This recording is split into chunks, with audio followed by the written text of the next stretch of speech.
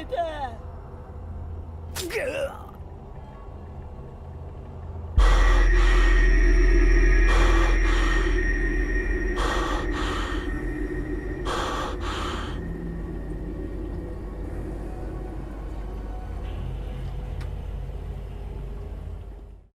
Với tình huống khó xử thế này, chỉ cần một nụ cười tự tin.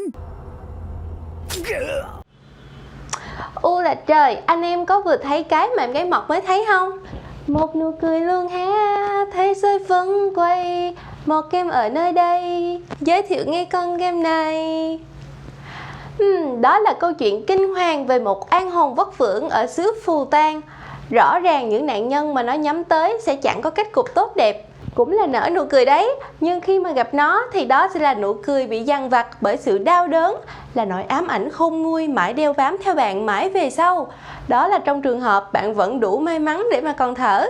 Đã cảm thấy ghê gớm chưa? Nếu vẫn chưa thì xin mời toàn thể anh em hãy ngồi lại đây để cùng chill với video ngày hôm nay thông qua câu chuyện về hồn ma của một khẩu liệt nữ trong tựa game Slitmouse nhé.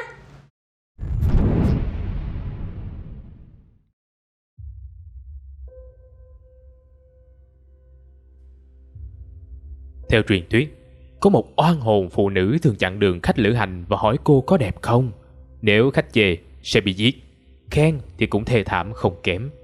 Slitmouse là một sản phẩm game kinh dị do Nixtal thực hiện dựa trên câu chuyện truyền thuyết đô thị của Nhật Bản về một nữ quỷ đặc biệt. Tên tiếng Nhật của game chính xác là tên của nữ quỷ được nhắc đến, Kuchisake Onna, khẩu liệt nữ. Nhân vật kinh dị này tồn tại và được ghi chép lại từ thời Edo của Nhật, sau đó liên tục được nhắc đến cho đến tận ngày nay. Vì vậy, nó được xem như một nhân vật vừa mang tính cổ tích, vừa mang tính truyền thuyết đô thị hiện đại. Theo mô tả thì đây là một ma nữ xuất hiện trong bóng tối, tay cầm một chiếc kéo dài. Nó sẽ chọn nạn nhân rồi xuất hiện trước mặt họ với câu hỏi: ta có xinh đẹp không? Nếu nạn nhân trả lời không, nó sẽ dùng kéo đâm chết. Nếu nạn nhân trả lời có thì nó sẽ mở mặt nạ ra để lộ cái miệng bị rạch dài từ mang tay bên này sang bên kia, rồi lặp lại câu hỏi. Nếu nạn nhân trả lời không, vẫn sẽ bị đâm chết bằng kéo. Còn nếu trả lời có, sẽ bị nó rạch miệng tới mang tay giống như mình. Nhìn chung, khi bạn đã gặp khẩu liệt nữ thì chỉ có chết hoặc bị thương. Tuy nhiên, theo truyền thuyết, có một số cách để thoát, như trả lời rằng cô ta trông cũng bình thường hoặc dùng tiền dụ dỗ nó bỏ đi. Có rất nhiều giả định về xuất thân của khẩu liệt nữ. Giả định được ủng hộ nhất nói rằng nó vốn là một người vợ xinh đẹp của một samurai. Một hôm, khi người chồng về nhà bất ngờ thì phát hiện vợ đang ngoại tình. Anh ta tức giận lấy dao rạch miệng người vợ xinh đẹp ra hai mang tay, và từ đó cô ta biến thành oán linh, lang thang tìm giết người trong đêm tối. Một số giả định khác nói rằng cô ta bị tai nạn khi phẫu thuật miệng hay răng hàm. Có chỗ lại nói cô ta bị người phụ nữ khác rạch miệng vì ghen ghét với sắc đẹp.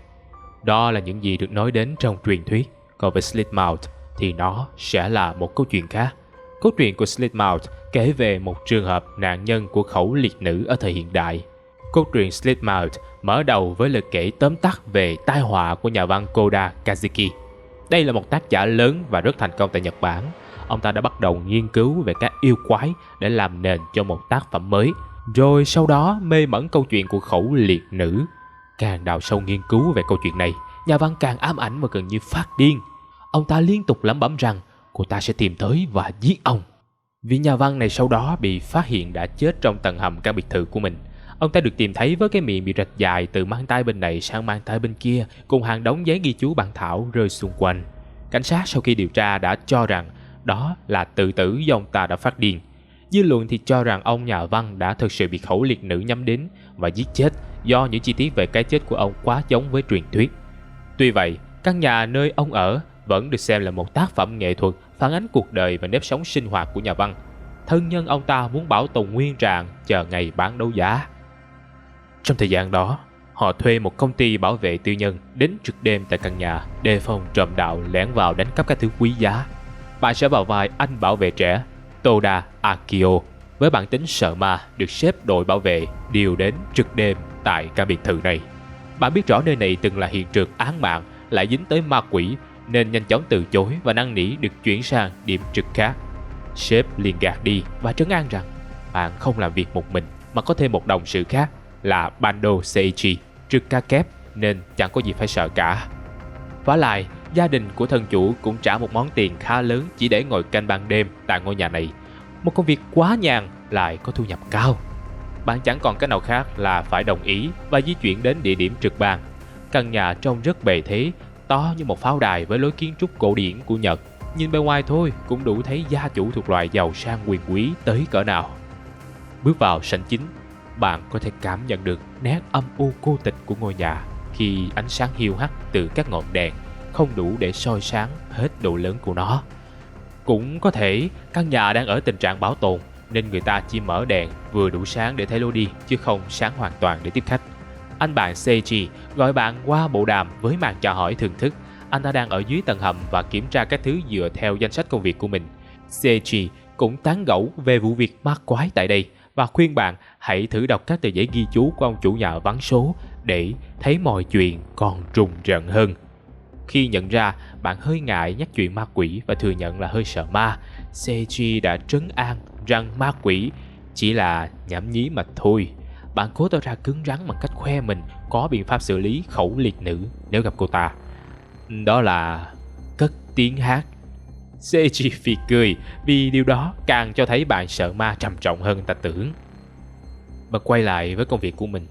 Nhiệm vụ đầu của ca trực đêm sẽ là kiểm tra các cửa sổ và khóa cầu thang lên sân thượng. Bạn liền dùng đèn pin để lần lượt kiểm tra các phòng ở hai cánh tầng trệt và tầng 1. Một số phòng đã bị khóa, có lẽ là chứa các thứ quan trọng nên chủ nhà không muốn người lạ vào. Gia chủ có vẻ là một người thuộc tầng lớp ưu tú nên sưu tầm rất nhiều cổ vật nghệ thuật cả Tây lẫn Nhật. Có những bức tranh trông có vẻ khá đáng sợ để treo trên tường nhưng vẫn được để ở vị trí trang trọng, dễ nhìn thấy. Phòng làm việc của cố nhà văn thì đầy những mảnh giấy lẫn lộn ghi lại các tư liệu mà ông ta sưu tầm để viết sách. Đúng như lời Seiichi nói, những ghi chú của nhà văn về khẩu liệt nữ khá đáng sợ khi ngoài những tư liệu về cách cô ta hãm hại nạn nhân và nguồn gốc sinh ra nhân vật này, còn có những lời rất kỳ lạ của tác giả. Ông ta dường như mê đắm cả câu chuyện truyền thuyết lẫn bản thân khẩu liệt nữ. Seiichi cũng phàn nàn về sự thiếu thốn ánh sáng của ngôi nhà. Thật may họ có chiếc đèn pin trang bị chuẩn của các bảo vệ đêm nên dễ dàng đi lại mà không va đụng vào cái gì. Các cửa sổ đã được khóa kỹ, lối dẫn lên sân thượng cũng được khóa bằng xích sắt và có ổ khóa riêng. Khi bạn bước ra khỏi căn phòng có cầu thang lên sân thượng ở tầng 1 thì một cơn gió nhẹ thổi đến và cánh cửa của căn phòng bên phải mở ra nhẹ nhẹ. Thật kỳ lạ, căn nhà đã khóa tất cả cửa sổ lẫn cửa chính, làm sao có một cơn gió đủ mạnh để đẩy mở một cánh cửa bằng gỗ nặng như vậy? Bạn tò mò bước vào bên trong phòng thì thấy một cô gái đứng bên cửa sổ quay lưng lại với bạn. Cô ta mặc một chiếc váy liền màu nâu, tóc dài ngang lưng, chân đi giày đen và tất cao màu xanh sẫm. Một trang phục rất bình thường của một cô gái hiện đại, nhưng dáng người của cô run rẩy một cách kỳ quái. Bạn thực sự run sợ vì lờ mờ đoán ra đó là ai. Nhưng phản xạ khiến bạn cố hỏi: ai đó? Hy vọng câu trả lời sẽ khác đi. Cô gái quay mặt lại nói rằng bạn thừa biết cô ta là ai. Khuôn mặt cô ngước lên trên và có một cái khẩu trang trắng che kín miệng. Cô ta bắt đầu hỏi một câu quen thuộc: anh thấy tôi có xinh đẹp không? Biết trước về truyền thuyết nên bạn nhanh chóng trả lời có. Mọi thứ bỗng dưng tối om. Seiichi gọi điện đàm nói rằng bạn bỗng dưng im bặt không trả lời điện đàm.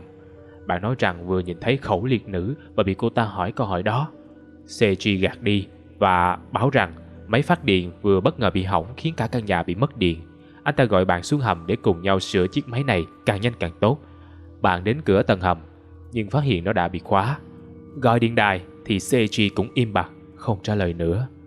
Cảm thấy thật kỳ lạ, nhưng dù sao bạn cũng phải tìm đường xuống tầng hầm. Bạn đi vào căn phòng ở cánh bên phải của tầng trệt, hy vọng sẽ tìm thấy nơi để chìa khóa phụ của cửa tầng hầm. Khi vừa quay trở ra thì bất ngờ cả sảnh tầng trệt xuất hiện rất nhiều hình nộm phủ vải màu như những bóng người đang đứng khắp nơi. Bạn cố nén sợ, lách qua chúng đi vào căn phòng bên phải. Bên trong là 4 hình nộm phủ vải kèm theo một câu đố. Một vụ giết người đã xảy ra trong một gia đình. Một người đã giết một người khác trong gia đình. Gia đình có 4 thành viên là bố, mẹ, con trai và con gái. Một thành viên khác chứng kiến vụ việc giết người và thành viên còn lại là đồng phạm.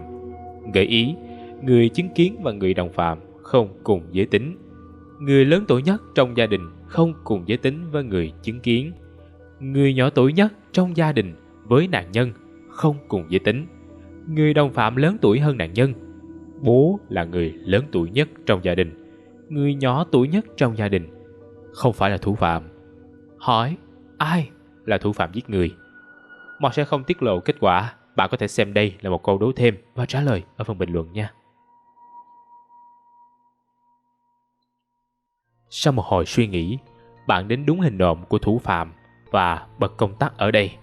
Chiếc hộp gỗ trên bàn bật mở để lộ chiếc chìa khóa dẫn xuống tầng hầm. Bạn quay lại mở cửa và đi xuống cầu thang tầng hầm. Vẫn không thấy ông bạn CG đâu. Chiếc máy phát điện đã ngừng hoạt động và bốc khói. Trong một căn phòng nhỏ, bạn tìm thấy một mẩu giấy gợi ý. Tầng trên, ở phía sau cái đầu. CG cuối cùng cũng lên tiếng. Anh ta bị nhốt trong một căn phòng nhỏ gần đó và điện đàm của anh bị hỏng khiến không thể liên lạc được. Cửa cũng bất ngờ bị ai đó khóa trái. Anh ta nhờ bạn đi tìm chìa khóa trong khi mình cố sửa điện đàm để nối lại liên lạc. Bạn quay lên tầng 1 theo câu gợi ý và tìm được một cái tường nhỏ trên kệ sách. Khi xoay đầu tường thì kệ sách di chuyển ra một bên để lộ một căn phòng bí mật. Bên trong là một chiếc bàn nhỏ có chìa khóa cửa và một chiếc rìu lớn. Seiji gọi điện đàm và báo rằng anh ta vừa sửa xong thiết bị này và nối lại liên lạc. Anh hỏi rằng bạn đang tìm chìa khóa dưới tầng hầm đúng không?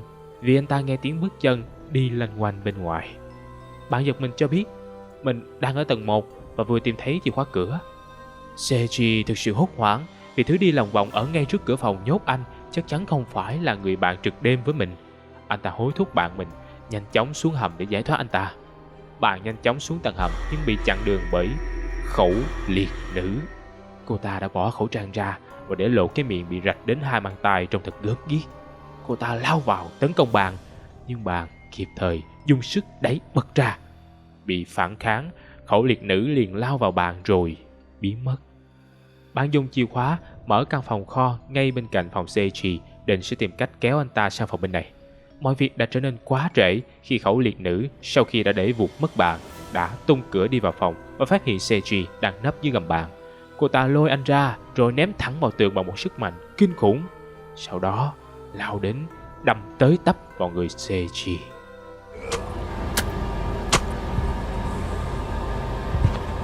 Bạn quá hoảng sợ nên chỉ dám nấp lại phòng bên này chờ con quỷ bỏ đi. Khi mọi việc lắng xuống, bạn đi sang phòng của Seiji thì anh ta đã chết trong vũng máu. Phía trên bàn là một sâu chìa khóa của căn nhà bị anh bạn làm rơi lại.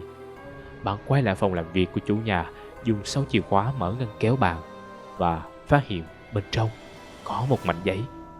Ông nhà văn, sau khi nhận ra mình bị khẩu liệt nữ nhắm tới, đã nghiên cứu và tìm ra phương pháp tiêu diệt con quỷ này. Đó là dùng máu của nạn nhân mà nó hãm hại để đuổi nó trở về địa ngục.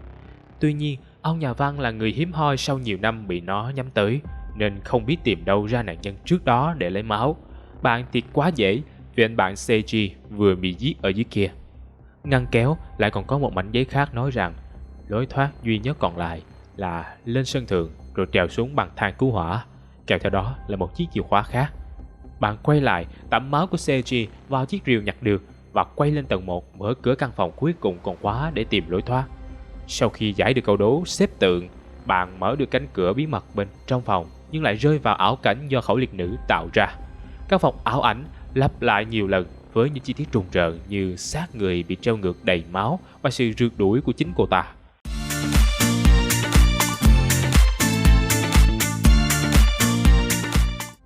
Sau nhiều lần chạy ngược chạy xuôi, bạn nhặt được một chiếc kềm cắt xích ở cuối căn phòng và ảo cảnh cũng tan biến mất. Bạn nhanh chóng trở lại cầu thang dẫn lên sân thượng, dùng kềm cắt xích phá dây xích rào cửa rồi theo đó lên trên. Sân thượng được thiết kế như một khu vườn mê cung, còn lối dẫn ra cầu thang bị khóa bởi 2 chốt khóa nằm ở 2 phần của mê cung. Bạn phải lang thang bên trong mê cung này. Cùng lúc đó, khẩu liệt nữ cũng xuất hiện và truy tìm bạn ráo riết. Sau khi hoàn thành mở được cánh cửa dẫn ra cầu thang cứu hỏa, bạn bị khẩu liệt nữ đuổi kịp. cô ta vẫn hỏi câu hỏi quen thuộc: ta có xinh đẹp không?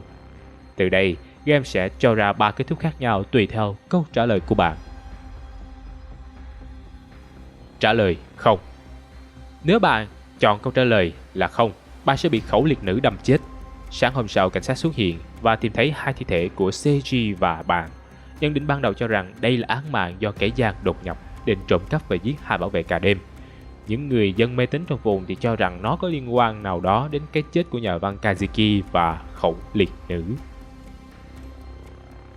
Trả lời có. Bạn chọn câu trả lời là có. Khẩu liệt nữ liền dùng chiếc kéo của mình cắt miệng bạn sang 2 mang tay cho giống cô ta. Sáng hôm sau, cảnh sát xuất hiện và tìm thấy Seiji đã chết dưới tầng hầm, còn bạn bị thương nặng, bất tỉnh, đang nằm trên sân thượng gần lối thoát cứu hỏa. Bạn được đưa vào bệnh viện với vết thương rạch 2 bên miệng và rơi vào hôn mê. Bác sĩ cũng không thể chắc chắn liệu bạn có thể tỉnh lại nữa hay sẽ mãi mãi sống thực vật như vậy. Thông tin về thảm họa xảy ra với 2 bảo vệ cả đêm lan ra khiến người dân địa phương càng tin rằng khẩu liệt nữ đã trở lại và đang lang thang ở đâu đó. Người dân bắt đầu lo sợ và tìm cách phá hoại căn nhà của nhà văn Kazuki với hy vọng tiêu diệt quỷ nữ này cùng với nơi nó trú ngụ. Chiến đấu. Bạn chợt nhớ chiếc rìu có dính máu mình đang giữ nên nhanh tay đẩy bật khẩu liệt nữ ra rồi bổ một nhát rìu mạnh vào người cô ta. Khẩu liệt nữ tan biến vào hư vô như một ngọn lửa vụt tắt. Sáng hôm sau, cảnh sát phát hiện Seiji đã chết dưới tầng hầm với nhiều nhát đâm và xương gãy nhiều chỗ.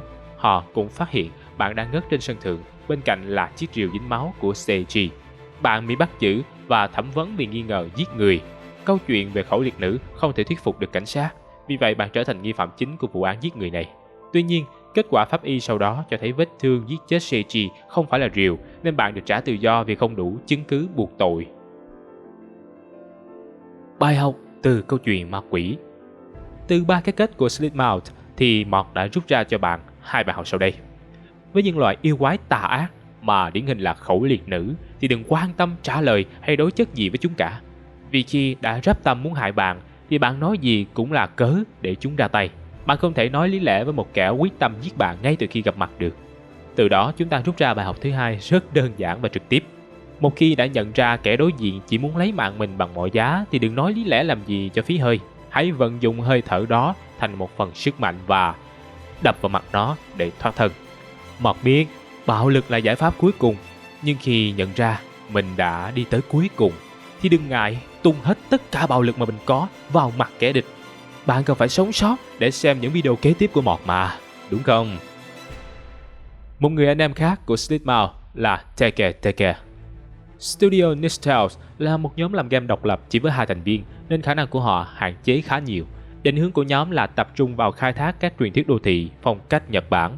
Ngoài Slipmouth làm về khẩu liệt nữ, nhóm còn có một tựa game khác là Teke kể về một oán linh nữ cũng nằm trong kho tàng truyền thuyết đô thị của xứ sở mặt trời mọc.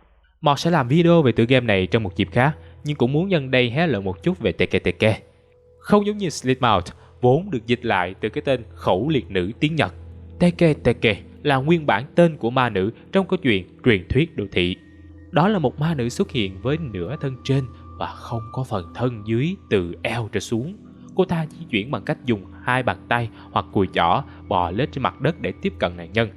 Teke thường hay xuất hiện tại các nhà ga xe lửa bỏ hoang hoặc những con hẻm vắng. Con mồi của nó thường là các chàng trai trẻ vô tình đi qua những khu vực hoang vắng mà nó đang ẩn nấp. Chỉ cần nạn nhân bất cẩn đi tới gần hoặc liếc nhìn thì Teke lập tức đuổi theo và xé nạn nhân ra làm 2 giống như hình dạng của nó. Nguồn gốc của Teke được cho là một thiếu nữ bị chết oan do tai nạn xe lửa và bị tàu cán đứt ra làm 2 khúc. Cái tên Teke cũng chính là âm thanh phát ra khi nó kéo lê nửa thân trên bò lết trên mặt đất để di chuyển. Có nhiều câu chuyện khác nhau lý giải về cái chết của cô gái, như bị ngã xuống đường ray, bị người yêu xô xuống hoặc nhảy xuống tự tử. Tuy nhiên, sau khi chết thì sự oán hận tích tụ không thể tan, nên cô gái không thể siêu thoát mà biến thành một oán linh lang thang trên trần gian, giết người bừa bãi để thỏa cơn thù hận. Vũ khí của cô chính là một chiếc lưỡi hái dắt theo bên người.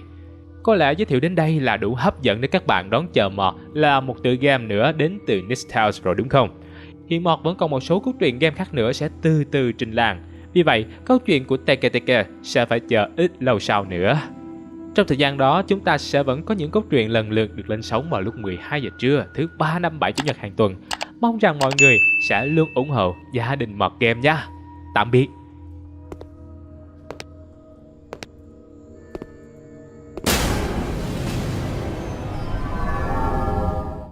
Em đang cảm nghiệm